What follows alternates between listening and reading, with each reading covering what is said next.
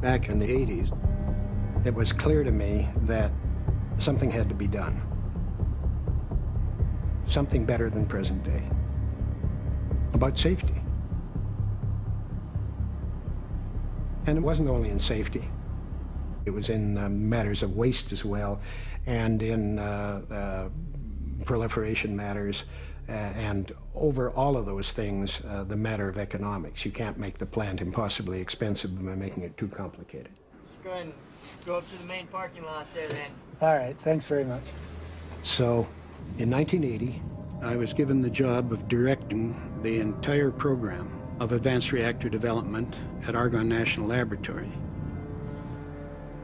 Our goal was to design a new type of reactor where the very physics of it would be such that it could withstand almost any type of accident that nuclear plants can be subject to. It was called the IFR, the Integral Fast Reactor. The budget was about $100 million a year. 1,500 people, scientists, engineers, supporting staff.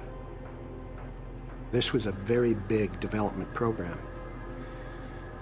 But you've got to test it. Calculations don't tell you everything. You've got to have the big facilities that say, if we have an accident of this kind, what will happen? We will now start setup for the test. We did 2 experiments to demonstrate some unique safety features that that reactor has that others don't have, and invited people from all over the world to come and witness it. T-minus 2 minutes. Station blackout is a term that's used by NRC, the safety folks, to describe the situation where one loses all bulk AC power. You assume that you lose off-site power. You assume that you're getting no AC power from your own turbo generator. You assume that your first diesel started up and it failed to start up. The second one started to start up and it also failed. So you end up dead in the water with no AC power.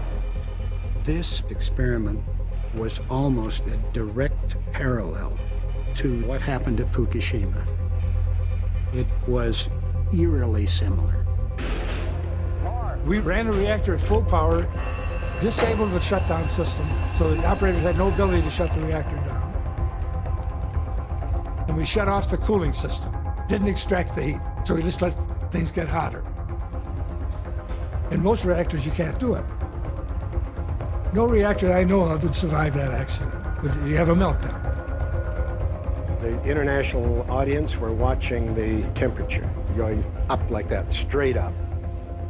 They turned around like so to see if I was or if the Argonne guys were running. By the time they looked up again, the trace had turned like so, and it was on its way down, and the reactor just quietly shut itself down. No action required of the operators, no action required of the safety systems, nothing. You could just stand back like this, watch the dials if you wished, and the reactor shut itself down. 30 seconds for test time. Well, in the afternoon, we started the reactor up again and carried out the conditions responsible for the accident at 3 Mile Island. 5, 4. We shut off the pumps.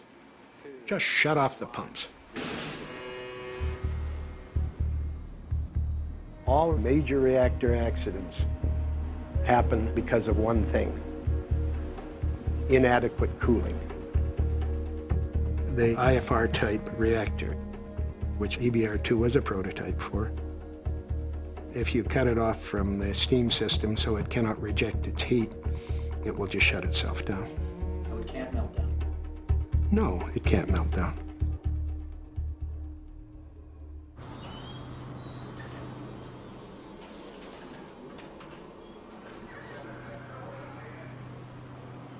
We're now in the facility that completes the circle, if you like, of the Integral Fast Reactor. We've come out of the reactor building. We're now in the fuel cycle part.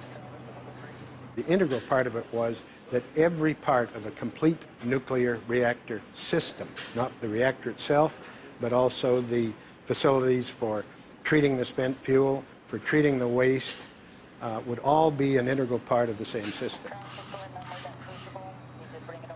What this enables you to do is you can take the spent fuel, chop it up, and back it goes into the reactor again.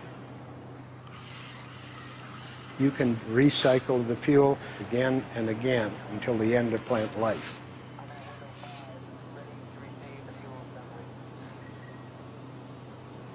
The other thing that needs to be said about all of this technology is that this is not a dream. This is not somebody's calculations on a piece of paper. This is real. We know how to do these things. Now let me frame this debate, if I may, by reading a letter from the President of the United States sent to me yesterday. Thank you for your letter supporting our decision to terminate the Department of Energy's Advanced Liquid Metal Reactor program, including the Integral Fast Reactor. I want to assure you that this administration does not support the IFR and will oppose any efforts to continue the funding for this reactor project. Democrats have gotten themselves on the wrong side, in my opinion, in this issue, being opposed to nuclear power for, I think, no good reason other than that it's very high on the list of what Republicans like. We know that nuclear energy is clean. We know that it doesn't pollute the air. We know that it doesn't damage the ozone. We know that it is a tremendous producer of energy in a clean sense, and our only problem is that we cannot come to political terms on how to handle the waste stream. We're talking about what it's going to cost if we go that far and continue our obsession with nuclear power.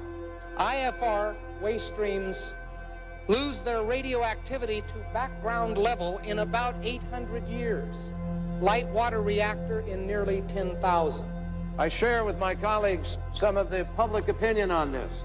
The Washington Post, the wrong reactor, the Oregonian, give up nuclear breeder dream, the San Francisco Chronicle, saying no to nuclear pork. The IFR program was shut down, and the project went down the black hole of government politics.